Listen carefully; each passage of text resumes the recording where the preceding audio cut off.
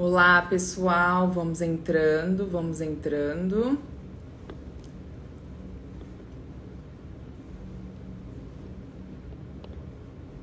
Vamos entrando, deixa eu chamar a nossa.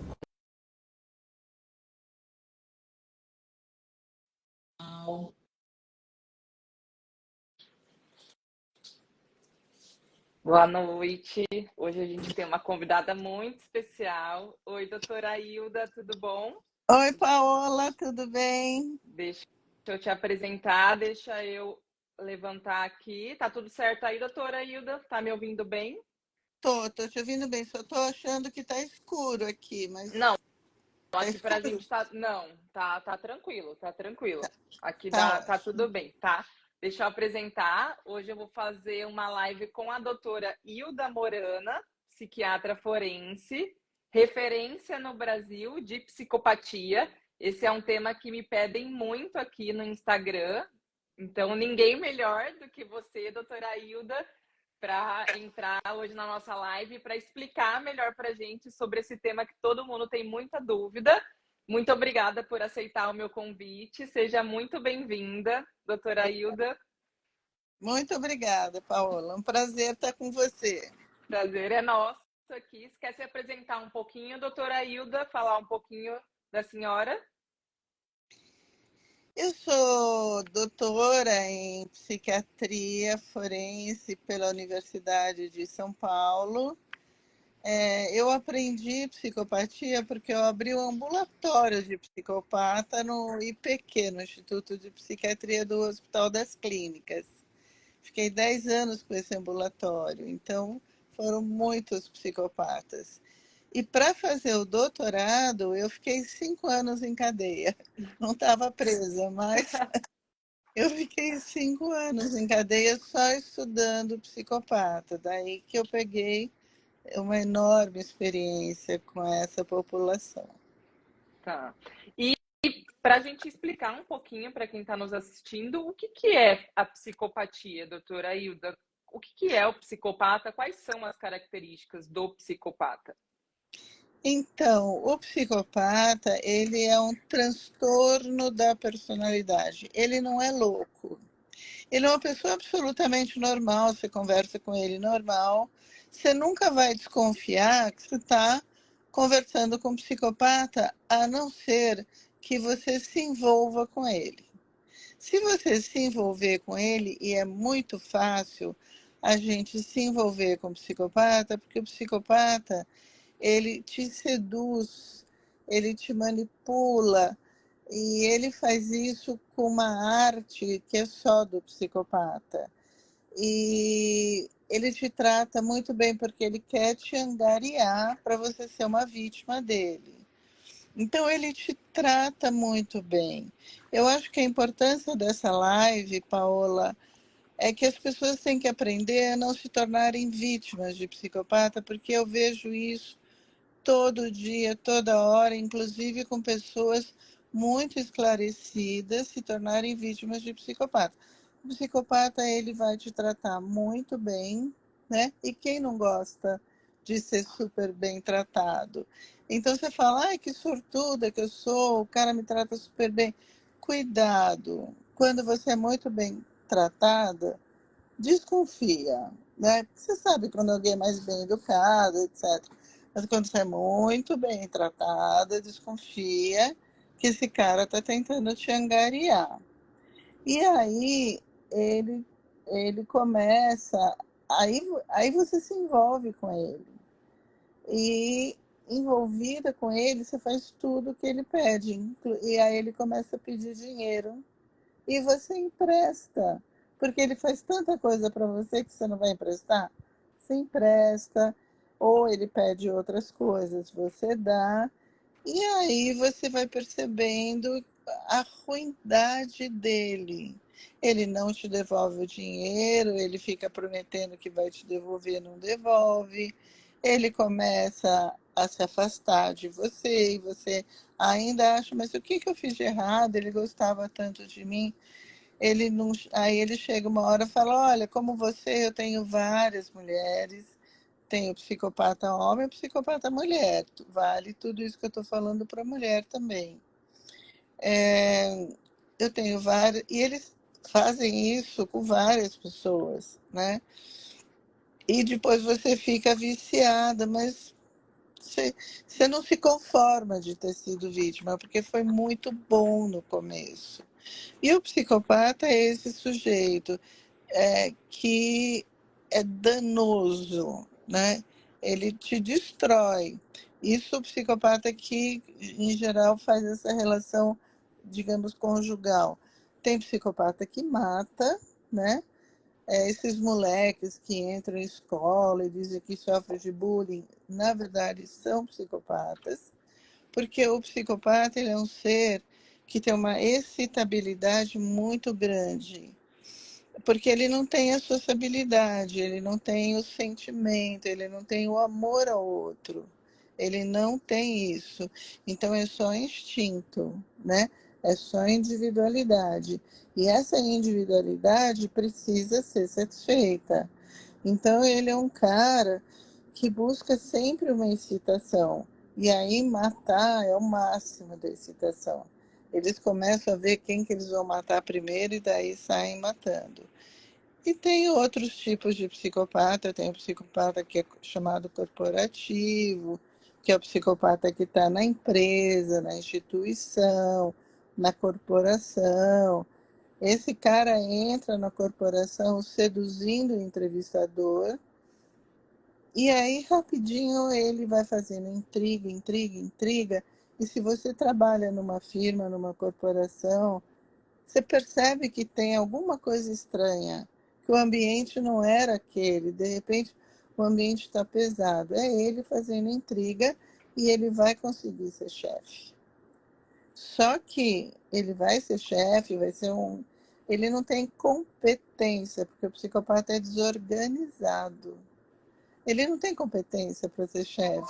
Então, em um ano e meio, ele acaba deixando a instituição. Esse é o tal do psicopata corporativo. Muitas pessoas acreditam que o psicopata ele vai estar sempre cometendo crimes, mas o psicopata corporativo ele é comum? Qual que seria o mais comum? O psicopata corporativo ele é mais comum do que o psicopata que mata. Ele está em 3 a 4%. O psicopata que mata, ele é 1% da população. Agora, o conjugal a gente não tem ideia de quanto seja. Agora, eu esqueci o que eu ia falar. Ah, sim, 1% é muito ou é pouco? Aí eu costumo comparar com o sujeito que tem uma outra patologia que é o vitiligo. Você já viu alguém com vitiligo? Já. No cinema, no restaurante? O vitiligo incide de 1 a 3%. E o psicopata que mata também incide de 1 a 3%.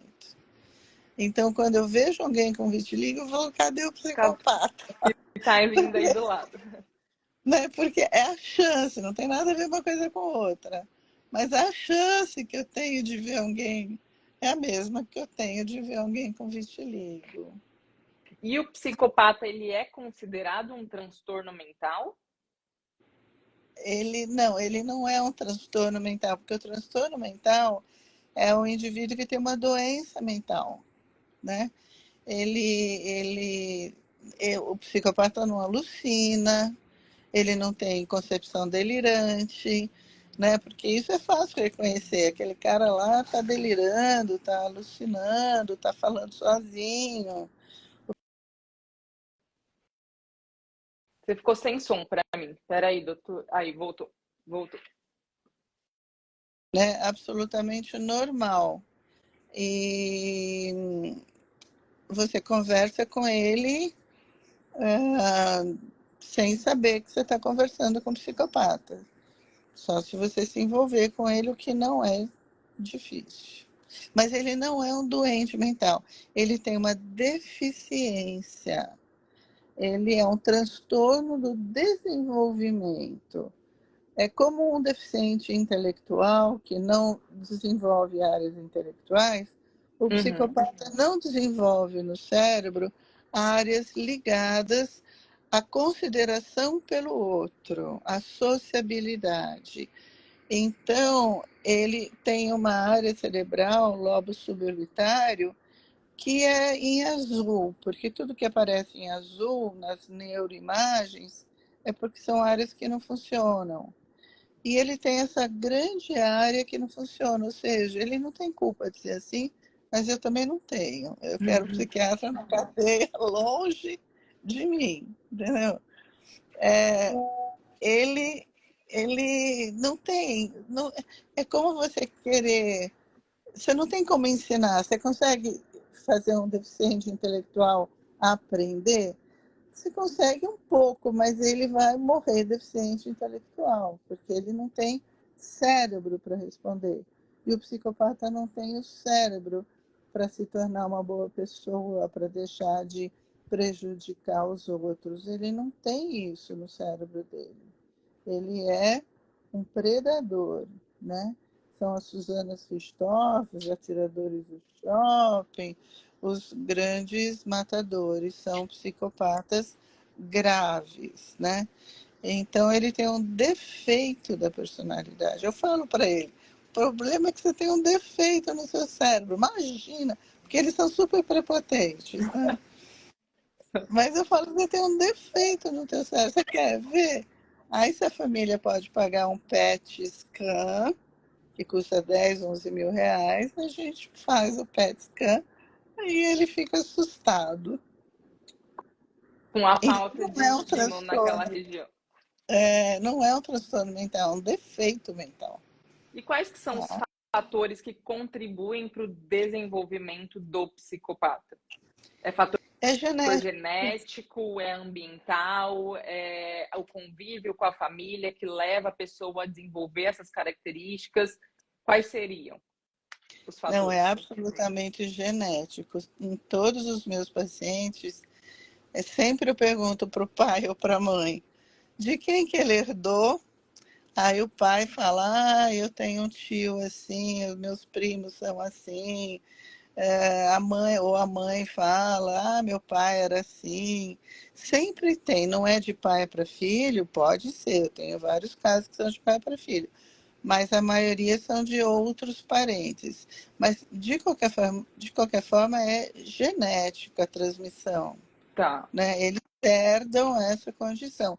Na família deles sempre vai ter um outro psicopata. Não tem nada a ver com a educação. Você pode dar uma educação rígida, uma educação frouxa, você pode nascer numa favela, pode nascer no meio social rico. Se você herdou a tendência, você vai ser psicopata. Um psicopata de favela é diferente de um psicopata de família rica? É, mas a periculosidade dele, a maldade dele é exatamente igual. Acontece que um tá de terno, o outro tá de chinelo, entendeu? Sim. Mas eles são E idênticos.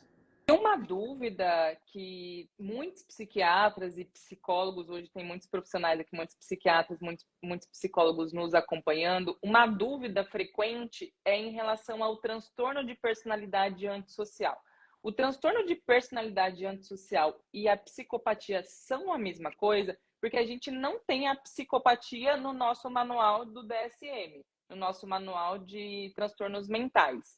Então, acho que por isso acaba sendo uma dúvida muito frequente. A psicopatia ela acaba sendo associada ali ao transtorno de personalidade antissocial. São a mesma coisa? Eu queria entender um pouco melhor isso. Os psiquiatras, eles consideram que sim, que o psicopata é um transtorno antissocial. Mas tem transtorno antissocial que não é psicopata. E tem. Todo psicopata é um transtorno antissocial, mas nem todo transtorno antissocial é um psicopata, tá? Então, isso é porque a psiquiatria não adotou o termo psicopatia. A psiquiatria não adotou esse termo, mas esse termo é adotado no mundo inteiro. Na CID-10, no DSM-5, é o transtorno antissocial. Mas no CID-11, pelo menos no CID-11, no CID-11 você vai ter uma... Pelo menos eles fizeram na nosologia uma gradação. Então, tem o transtorno da personalidade leve, tem o moderado, tem o grave, tem o severo.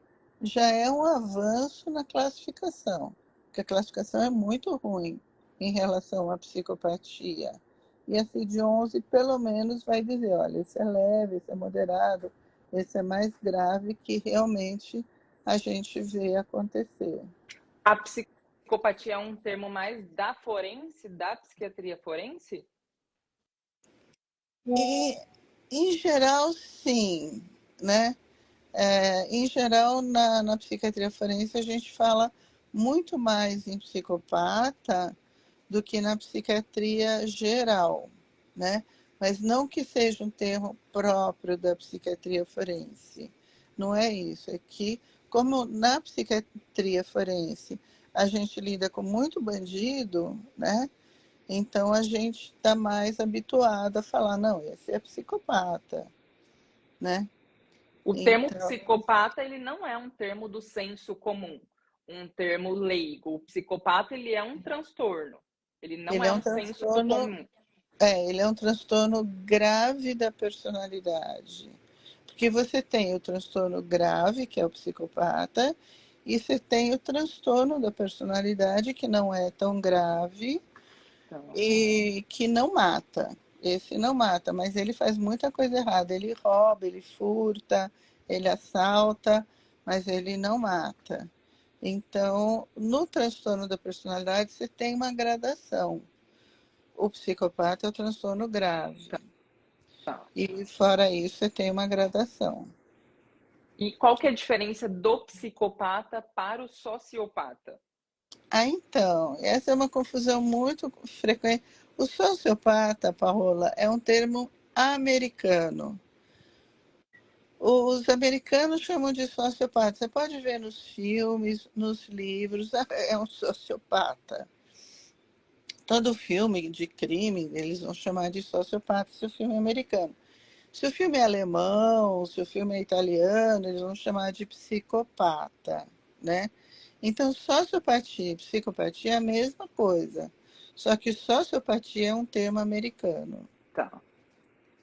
Agora, os Então, brasileiros, os psiquiatras brasileiros, inventam coisa, Paola. por Então, eles quê? falam, é que o sociopata, não sei o quê, eles ficam inventam coisa. Não tem nada a ver. Historicamente, não tem essas. O sociopata não é diferente do psicopata, ele é igual. O que é diferente é o psicopata do transtorno de personalidade antissocial. Mas o Isso. sociopata e o psicopata são a mesma coisa, são sinônimos ali. Exatamente, exatamente. E o DSM ele Exatamente. acaba não englobando o psicopata por uma deficiência ali nessa graduação ali do transtorno da É, personalidade. exato. Ele chama tudo de transtorno da personalidade. Agora, na CID-11 a coisa vai mudar. Mas tem que entender que o psicopata é o transtorno grave da personalidade, né? Agora, tem muito. Ele está em 1 a 3% da população, E a né? proporção entre homens e mulheres é a mesma? Tem uma É a, diferença? é a mesma. É que o modus operandi da mulher é diferente. O homem, ele é um ser diferente da mulher. Que bom, né? É muito bom. Mas, na psicopatia, essa diferença, o homem, ele resolve problema, ele é objetivo, né? Então, você chega para ele e fala, precisa consertar a geladeira. Ele fala, manda consertar. Você fala, mas não tem dinheiro. Então, não manda consertar. Não, mas a gente não pode ficar com a geladeira assim. Ele falou, eu não sei consertar a geladeira. Ah, mas não sei o quê. A mulher quer falar e o homem quer resolver, né? Essa é a diferença do homem e da mulher. A mulher Enquanto ela fala, a mulher fala demais, né? A mulher fala, é da natureza dela falar, porque ela não tem a mesma capacidade de. O cérebro dela não é de resolver, de ser objetiva. Ela é especulativa. A gente vai no shopping, a mulher vai no shopping, ela olha o shopping inteiro, olha as lojas, tudo que tem na loja. O homem vai para o shopping, ele quer comprar um sapato, fala, tem um sapato assim? Não, não tem, tá logo. Ele não vai olhar a loja inteira, né? Ele é objetivo, ele vai atrás daquilo que ele quer. A mulher não, a mulher é... E no crime, a gente vê isso, que a mulher, ela não vai cometer o crime ela própria, ela vai pedir para um cara fazer para ela. O caso da Susana Richthofen, que pediu para o namorado. E o namorado pediu para o irmão ir junto. A mulher, ela quer matar o marido e ela fala para o amante, fala, meu marido falou que você é viado, qualquer coisa assim, entendeu? Como que ele falou? O cara vai lá e mata. E ela que fica feliz, entendeu? Né? Então, ela não está tanto na cadeia quanto o psicopata homem. Porque ela fala, ela pede para alguém fazer o crime para ela, né? Então tem essa dinâmica diferente. Mas em incidência ou prevalência Então, são exatamente iguais. mesma coisa. E a partir de qual idade a gente pode diagnosticar a psicopatia? Existe Então, alguma forma de diagnóstico? Fala um pouquinho. Então, a psicopatia, ela só pode ser diagnosticada depois dos 18 anos no Brasil. Porque antes a gente chama de transtorno de conduta. Porque tem uma encrenca aí. As pessoas falam, mas o cara com 16 anos pode dirigir, pode casar, por que que não pode responder pelo crime que fez? Ele responde pelo crime que fez, mas pela vara da infância e da juventude, não não como adulto, né? Mas ele responde, ele vai ficar internado nas unidades da Fundação Casa, mas tem uma encrenca aí. Com 17 anos, podendo ocorrer até 25, mas é mais frequente com 17, com 18, com 19. Eu tenho visto com 17 anos a maior frequência. Ocorre no cérebro uma poda sináptica. Uhum. O que quer dizer isso? O cérebro do adolescente, agora aos 17 anos, ele vai virar adulto jovem. Ele não vai precisar de uma série de circuitaria cerebral que funcionava quando ele era adolescente. E o cérebro poda, tipo poda de árvore mesmo, ele poda essa circuitaria para você ficar com o cérebro suficiente para viver a idade adulta. E nessa poda, muitas vezes o indivíduo que fala assim, meu filho é delinquente até 17 anos. E aí ele conheceu uma namorada, e aí ele arrumou um emprego e foi fazer faculdade. Quer dizer, a culpa é da namorada. Não é da namorada, é da poda sináptica. Mas tem muitos que fazem a poda e continuam os verdadeiros psicopatas. Então, por isso que você não pode chamar de psicopata antes da poda. Entendeu? Aí tem... Uhum. Pode ser que ele mude, né? E a esperança de muito pai e mãe que vem me procurar. Eu falo, não, vamos esperar a tal da poda, né? Mas os sinais de transtorno da personalidade a gente vê desde bebê. É um bebê diferente. Os pais falam, foi um bebê que foi diferente, né? Ele chorava muito, ele não dormia. Quando faz 1 ano, 2 anos, começa, é muito irrequieto, não para quieto de jeito nenhum. E você pergunta assim para os pais, ele tinha transtorno de déficit de atenção e hiperatividade? Não.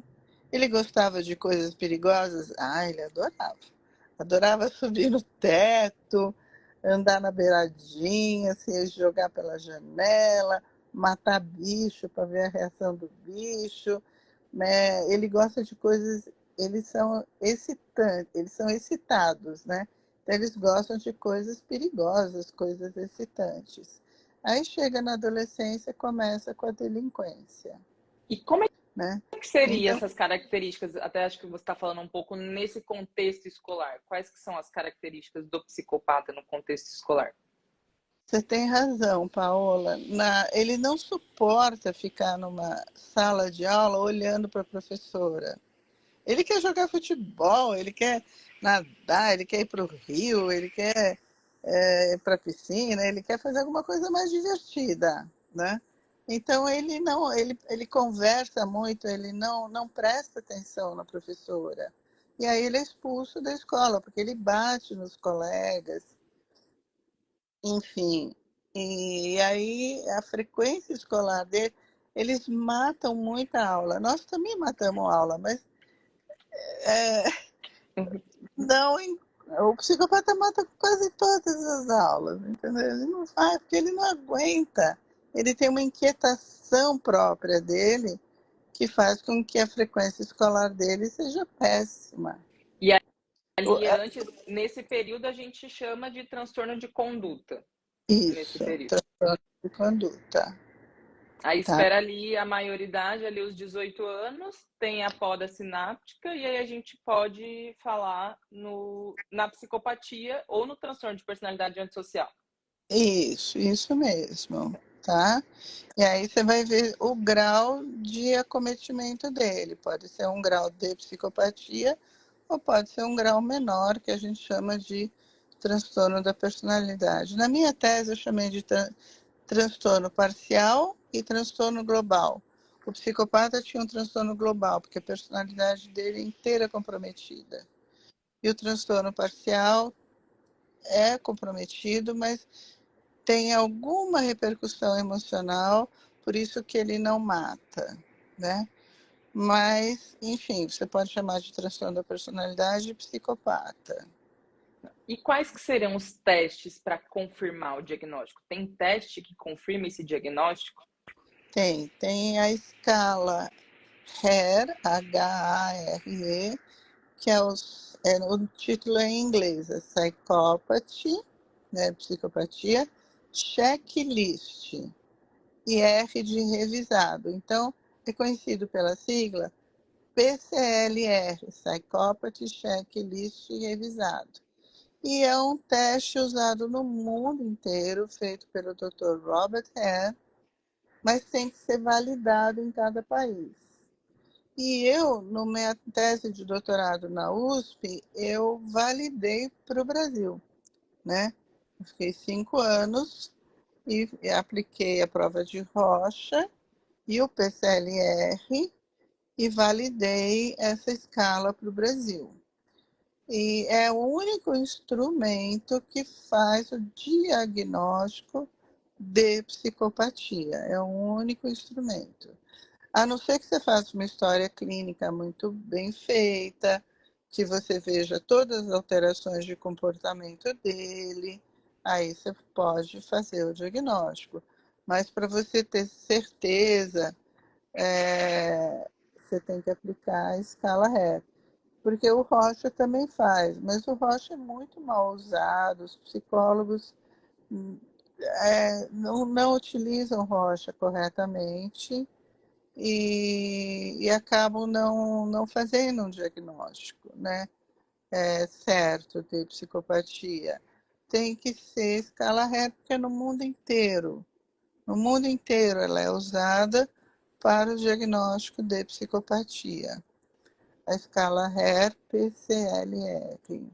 Mas num profissional ali capacitado, o Rocha consegue fazer o diagnóstico. A prova Bom, de Rocha é o teste do borrão que a gente conhece, né? Legalmente falando.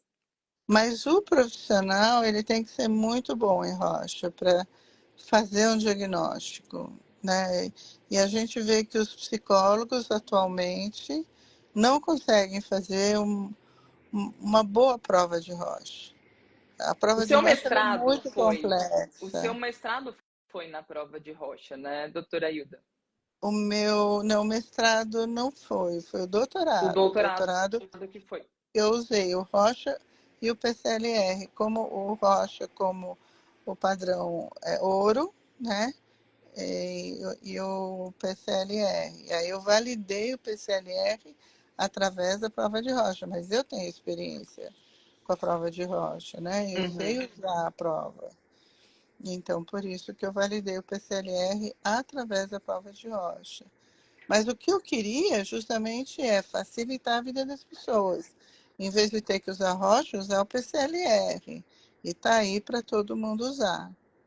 E na prática é usado a escala? Ele é usado, sim, os juízes pedem. Tem até um deputado que está fazendo um projeto de lei obrigando os juízes a pedir o PCLR, a escala HER, versão brasileira e o da Morana, né? Uhum. Mas o Conselho Federal de Psicologia está pedindo a revalidação da prova. E não tem como revalidar o PCLR. Eu levei 5 anos em cadeia para validar. Não tem como revalidar. Revalidar o quê? Né? Então está um impasse aí com o Conselho Federal de Psicologia, mas não precisa, não depende da. Pode comprar diretamente do Canadá, né? Da MHS, M de Maria, H de Hilda, S de Sapo. Na MHS, quero comprar o PCLR, versão brasileira, e compra e aplica. Porque o manual dele é autoexplicativo, né? Então, você lê com cuidado, você vai levar um mês aí lendo, tentando aplicar, e aí você vai pegando prática e vai aprendendo a fazer o diagnóstico de psicopatia através da escala. Na escala. E o PET scan, ele também entra como forma de confirmar o diagnóstico? Sim, um PET scan é 100%, né? Você pede um PET scan, só que se você pedir um PET scan do cérebro à ponta do dedão, você vai pagar 3, 4 mil. Se você pedir um PET scan cerebral com atenção à área suborbitária, você vai pagar 10, 11 mil, porque vai mudar o programa da máquina. Então, são poucas pessoas que podem. Por exemplo, nos Estados Unidos, o cara é condenado, alguém fala ele é psicopata, o juiz fala, manda fazer um PET scan, custa $1.000, Uhum. né? Manda fazer um PET scan, acabou, veio com aquela imagem azul frontal, acabou. É um diagnóstico perfeito, né? Mas aqui no Brasil é caro ainda. E Mas o como, PET scan, até aproveitando que você falou do juiz, como é que a justiça vê o psicopata? Tem uma lei específica para eles? Até perguntaram aqui no chat, como que o direito penal ele vê o psicopata? Existe alguma lei específica? não tem nenhuma lei nos Estados Unidos, tem. No Brasil não tem. E o nosso judiciário tem aversão a esse termo, psicopatia, né? Então, eles primeiro preferem transtorno antissocial, mas eles fogem da psicopatia. É um defeito do nosso judiciário, né? Você vai discutir com o juiz psicopatia, ele foge do assunto, porque eles não sei o que aversão eles têm à psicopatia aqui no Brasil, né?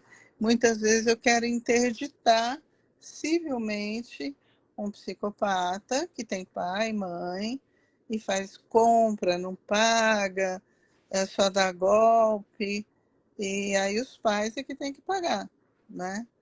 E se ele está interditado, os pais vão ter que pagar, mas fica mais fácil lidar com a situação porque ele é interditado civilmente, né?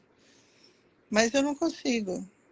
Eu não consigo porque os advogados não querem saber de psicopata, o juiz não quer saber, E o próprio psicopata manipula o advogado, o juiz, o promotor, né? E aí eles ainda falam, essa psiquiatra é louca, imagina, um cara tão legal, né? Então, é difícil. Até, inclusive, aconteceu na época da Suzane, né? Inclusive, teve essa confusão ali no judiciário, na época, né? Que Teve, o pessoal teve. se encantou com ela. Se encantou, ela é muito sedutora. Ela é de uma sedução. E ela é linda, né? Ela é muito bonita. E é de uma sedução que, olha, que eu já vi psicopata mulher, mas a da Suzana é demais. Ela seduz mesmo, né? E seduziu o judiciário. Ainda bem que a juíza final dela, ela fez a prova de Rocha que deu psicopatia. E aí a juíza mandou que ela ficasse presa e ela ficou até o final. Ela cumpriu toda a pena dela. Agora que ela está solta e está grávida de um médico, né? E morando em Bragança Paulista e cuidando dos 2 filhos do médico para o pavor da mãe dessas crianças. Imagina teus filhos com a Susana Richthofen, né? E a justiça não considera, né, o psicopata, então a mãe vai entrar ali, entrou na justiça para rever essa situação, mas a justiça não reconhece. Como é que fica nessa É verdade. situação? É, fica super difícil. É que o caso da Suzana teve uma grande repercussão na mídia, né? Então, todo mundo sabe que ela é psicopata, né? Que ela matou os pais, enfim. Pela repercussão na mídia, pode ser que ela consiga alguma coisa, Como, mas fala. como que a justiça deveria, ao seu ver, como que a justiça deveria lidar ali com o psicopata? Então, a justiça fala, é psicopata, estão dizendo que é psicopata, faz a escala ré. Deu psicopatia, põe numa prisão. E eu lutei muito para ter uma prisão para psicopata, né? Porque o psicopata, junto com os bandidos comuns, eles pegam o bandido comum que roubou, que furtou, que é transtorno da personalidade, que assaltou e vai pegar 2, 3 anos de cadeia. Eles dominam esse cara, o bandido comum, e falam: vai lá e mata aquele cara, porque senão eu mato você. O que você faz? Vai lá e mata o cara. E aí a tua prisão de 2, 3 anos vai para 20. Por isso que o Brasil precisa de tanta cadeia, porque os caras não saem da cadeia, porque o psicopata faz bandido comum fazer coisa que não é da natureza dele. E todo país decente no mundo, Paola, tem uma cadeia para psicopata. Né? Porque o psicopata não pode ficar junto com outro delinquente. Mas eu fiquei 1 ano em Brasília falando com Tomás Bastos, que era o ministro da Justiça na época, falando com deputados. Não consegui nada. Tive um deputado, o Vicente Calcione, que pegou e propôs um projeto de lei, mas a gente perdeu 2 vezes, né? Não conseguimos, não conseguimos. Os deputados, os senadores falavam: ai, doutora, que interessante o seu projeto, mas a senhora tem que ver o que eu ganho com isso. Eu falei: o que o senhor quer ganhar? Não é? O senhor quer ganhar dinheiro com isso? Não tem como, né? Você vai ganhar com seu filho, não vai ser sequestrado, sua filha não vai ser estuprada, né? Mas foi uma decepção brutal. Bem É complicado. difícil. E Uhum. então, ao seu ver, a prisão para psicopata seria a melhor hipótese ali, nesses casos, porque Seria, eles porque ficariam. assim, o bandido comum sairia rápido, a gente precisaria de menos prisões, né? Se tivesse uma prisão para psicopata no Brasil, uma já ajudava, não resolvia, mas já ajudava, né? E aí a gente ia ter muito menos necessidade de prisões no Brasil, porque os caras que não são psicopatas saem rápido. Uhum. E o mundo inteiro tem prisão para psicopata, só para psicopata. E muitas delas são prisões perpétuas. Tudo bem, porque o psicopata, o problema de você fazer o diagnóstico de psicopatia é que ele vai reincidir na psicopatia, no crime, porque é da natureza dele, ele não tem como não seguir a natureza dele. Se ele matou uma vez, ele vai matar outras vezes, né? E, então o problema é a reincidência criminal do psicopata, que é muito alta. Então por isso eles ficam em pena perpétua. Nem isso eu estou pedindo para o Brasil, eu só estou pedindo para ter uma cadeia para psicopata. Tem um espaço ali, né? É, E o psicopata, ele tem depressão, ele tem transtorno de ansiedade? É possível isso? então, muitos psiquiatras dizem que sim. Muitos residentes lá no IPQ, lá no Instituto de Psiquiatria do HC, lá no nosso ambulatório, falavam: ai, doutora, mas ele está deprimido. Ele não está deprimido, ele está frustrado que o plano dele não deu certo. Porque eles não têm depressão, não têm ansiedade, né? Isso é uma coisa da sociabilidade. Você querer ir bem numa prova, você querer agradar numa apresentação, enfim. Eles não, eles só querem o benefício próprio deles, entendeu? Eles só querem que aquela pessoa seja prejudicada em benefício dele. Então, quando eles não conseguem isso, eles ficam bravos, ficam frustrados, mas não ficam deprimidos, nem ansiosos, que isso é um aspecto emocional, coisa que eles não têm essa repercussão emocional. Eles não têm repercussão emocional, eles só sentem raiva, ódio, né? Que é tudo muito instintivo, né? Eles não têm depressão, ansiedade, eles não têm essa repercussão emocional. Por isso que psicoterapia não adianta fazer, porque ele não tem a repercussão emocional, E, né? e tem tratamento para o psicopata? Então, Farmacológico, não farmacológico? então, eu fiquei 6 anos lá no IPQ e descobri uma medicação que atenua, né? Porque o caso é o seguinte, eles são super excitados. Então você tem que atenuar essa excitação.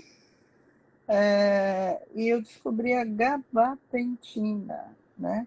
E a gabapentina, ela é um neurotransmissor que a gente tem, todo mundo tem no cérebro, mas se eu der em dose maior, eu consigo fazer uma inibição maior na circuitaria cerebral. E aí eles continuam psicopata, mas o impulso para fazer as coisas diminui. Então Aquela fica mais excitabilidade diminui. diminui a excitabilidade. Então fica mais fácil lidar com eles. E eles seguem o tratamento? Eles seguiam na época que você estava lá? Na época que a gente estava no ambulatório, era mais fácil deles seguirem. No consultório, nem sempre eles seguem, né? Porque no ambulatório tinha toda uma estrutura e eles seguiam. Senão eles sairiam do programa, e eles não queriam sair do programa. E geralmente quem Muitos leva, por exemplo, para o consultório são os familiares ou você já teve caso do próprio psicopata que chegou lá para uma não, avaliação? não, de jeito nenhum, eles não se acham doentes, eles se acham perfeitos, eles não têm problema. Imagina que eles vão consultar um psiquiatra, de jeito nenhum. Eles são levados pelos pais. Mas eles entendem o diagnóstico, eles gostam desse diagnóstico, eles entendem essa característica. E eles adoram, como você falou, quando eu falo, você quer saber o que você tem? A senhora vai dizer que eu sou mau caráter. Eu falei, é verdade, você é psicopata. Ah, que legal. Eu sou mesmo. Ai, que bom. Ficam todos felizes. Né? Adoram. E aí Adoro. eles não seguem o tratamento. A família leva e eles não seguem. Tem uns que seguem, outros que não seguem. Não tem jeito de fazer eles seguirem. Eles são narcisistas? Todo psicopata é narcisista, né? Todo psicopata tem a característica de ser prepotente, de se achar o melhor, de, de querer um tratamento especial para ele. Isso é característica de todo psicopata, né? Então, você não pode comparar psicopata e narcisista. Psicopata é narcisista e tem o resto do transtorno da personalidade, o resto das alterações. Narcisismo é uma parte das alterações do psicopata. Das alterações. E você trabalha hoje ainda com psicopata ou você foi migrando ali para as vítimas de psicopata? Não, eu trabalho com psicopata no consultório, eu atendo, eu faço, porque assim, a dúvida do pai e da mãe é saber se o filho é um psicopata, né? Então, vem me encaminhado para ter essa certeza diagnóstica, né? Aí eu faço a história clínica, aplico a escala Hare e dou o resultado. E faço a medicação. Mas, além disso, eu comecei a me preocupar com as vítimas de psicopata.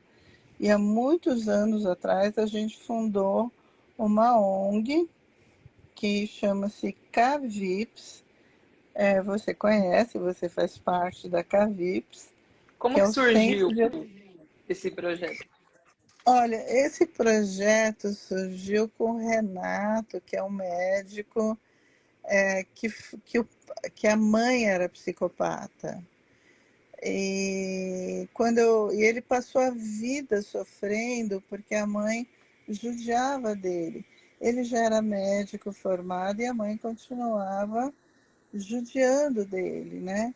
Aí ele vem me procurar no consultório com uma angústia, uma depressão muito grande. Eu falei, mas escuta, a culpa não é sua, a culpa é da sua mãe. Ele falou, minha mãe? Eu falei, sua mãe é uma psicopata. Ele falou, nossa, isso deu um alívio para ele, né? Saber que ele não era culpado, que o culpado era a mãe que tem um defeito. E a mãe era da mãe dela, da avó materna do Renato.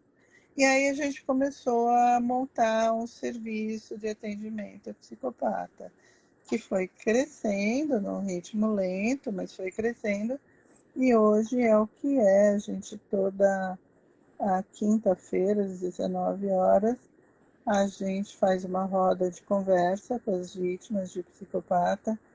Quem quiser participar, manda um e-mail para. Deixa eu ver o e-mail aqui, peraí. É Cavips. Peraí, só um minuto. 2023, se eu não me... Calypso 2023, eu vou deixar aqui depois embaixo na live, para quem tiver interesse ali, o projeto, né, o CABIPS, que é o Centro de Atendimento às Vítimas de Psicopata, e a gente tem feito supervisão com essas vítimas, né, tem acompanhado ali na Isso. quinta-feira. Quem tiver interesse, manda o e-mail para o e-mail que eu vou colocar aqui abaixo da live. E esse E o projeto surgiu daí. surgiu de uma conversa dessas sessões com o Renato. Aí foram entrando pessoas, saindo pessoas. É, a gente fazia grupo terapêutico, que agora a gente não está fazendo. A gente está fazendo só a roda de conversa. Agora, a gente abriu um serviço novo, assim, muitos especialistas, psiquiatras, psicólogos, querem ter contato com essa gente. Ou tem um paciente que não sabem como lidar, a gente faz supervisão. Uhum.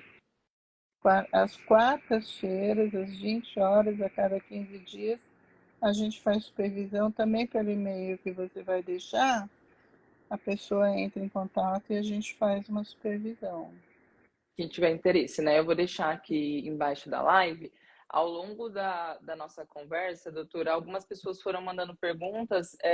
Eu vou abrir aqui enquanto a gente finaliza, se alguém quiser enviar alguma pergunta para a doutora Hilda, perguntar se ficou alguma dúvida sobre psicopata. Eu amo essa aula que você dá sobre psicopata. A gente já fez algumas vezes. É muito bom essa aula que você traz de uma forma simplificada, né? Para a gente poder entender ali o funcionamento do psicopata. Mas é um público bem complicado de lidar no consultório, né, doutora? Muito, muito, muito. Em geral, os colegas psiquiatras me encaminham, porque eu não quero essa encrenca. É complicado, dá um trabalho ali pra gente, né? Dá trabalho, dá muito trabalho, mas eu faço isso pelos pais. Porque já pensou você ser pai e mãe de um filho psicopata ou de uma filha psicopata? Não é fácil, né? Então, pelos pais, eu faço esse trabalho. E a mãe da Suzane, ela era colega, né? Ela era psiquiatra. É, a... Ai, agora esqueci o nome dela. Marisa, acho que Marísia, Marisa. Marísia. Desde os 4 anos que ela sabe que a filha era psicopata. Já Que a ali filha era, o transtorno de conduta começou ali cedo, né? começou com 4 anos de idade. Tanto que ela passou em tudo quando foi psicóloga e psiquiatra. A Marisa, aos 14 anos, manda ela para Miami. Aí ela volta porque ela não se adapta. Mas a Marisa sofreu. Agora, nunca imaginou que pudesse ser morta pela própria filha. Mas sofreu com a Suzane, viu? A Marisa. Sofreu desde que a Suzane tem 4 anos de idade. Né? E, é bem complicado, né? Ainda mais a gente ali da área. E você hoje, você trabalha com as vítimas, né? A gente faz parte desse projeto. Você percebe alguma semelhança entre as vítimas dos psicopatas? Eu percebo, são todas pessoas boas, pessoas. Não são pessoas que estão num momento de angústia, num momento especial, não, são pessoas como nós. Tá todo mundo.